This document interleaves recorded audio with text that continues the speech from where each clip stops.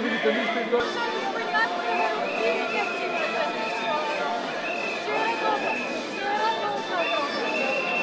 Ова е протест за 1 мај, денот на работникот. Ситуацијата со правата на работниците е многу лоша и затоа 1 мај може да се прославува единствено само преку протест. Оваа година прв пат во 2 града во Македонија се протестира, во Скопје и во Куманово.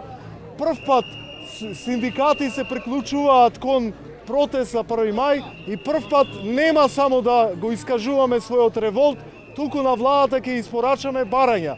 Барања поврзани со минималната плата, со уставно загарантираното право на штрајк и уставно загарантираното право на синдикално организирање.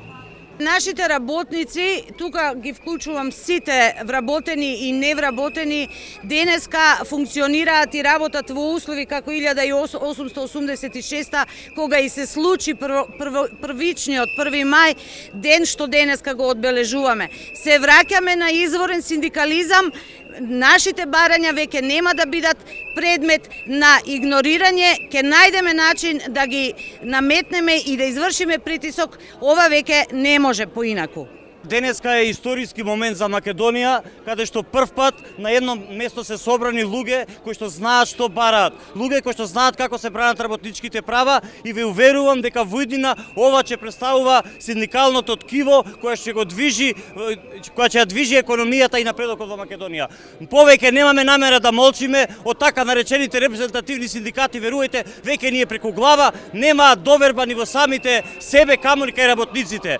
Ги повикуваме работници да се приклучат кај нас, па за кратко време сите заеднички, сплотени, храбро, достоинствено, демократски да го вратиме достоинството на македонскиот работник кој што го има за жал изгубено.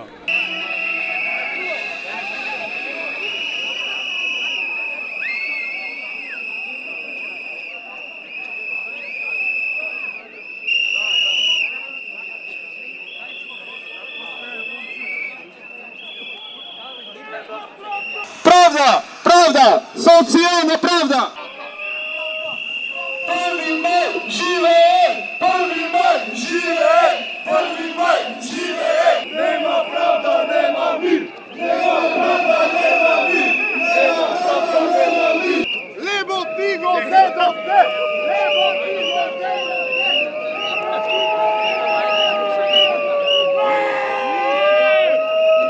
Наместо скара и пиво и негде на излет, голема толпа на граѓани се на улицата и протестираат пред собранието, сега се упатуваат кон владата на Република Македонија, за да го искажат својот револт кон за да си ги добијат своите работнички права.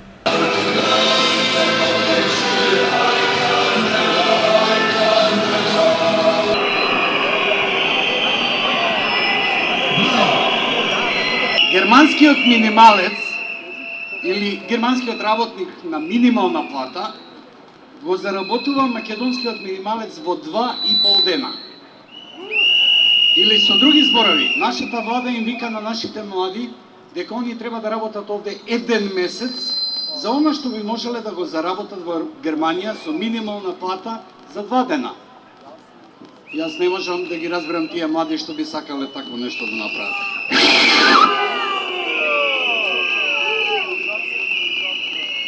Не случајно се одлучивме и за прашањето за минималецот. Од едноставна причина што тоа значи ако имаме многу низок минималец, минималец кој не може да значи дури ни одржување на семејство, нели? Би требаат 5 минимални плати за да имате потрошувачка кошничка. Ни за храна, така е. Значи следната ситуација дека и пензиите ќе бидат мали, автоматски и платите ќе бидат мали. Често слушаме од работниците дека администрацијата има високи плати.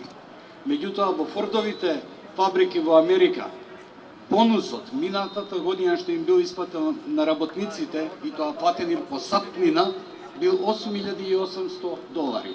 Тоа е повеќе отколку целокупната годишна плата на висок администратор во македонската државна администрација.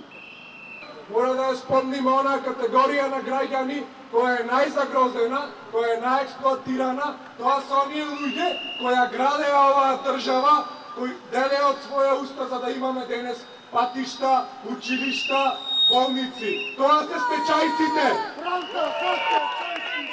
Правда за стечајците! Правда за стечајците! Правда! Правда! Социјална правда! Правда! Правда! Социјална правда! Правда за стечајците! Правда за стечајците! Правда за стечајците! Второто барање кој исто така е издигнато на научна фантазија.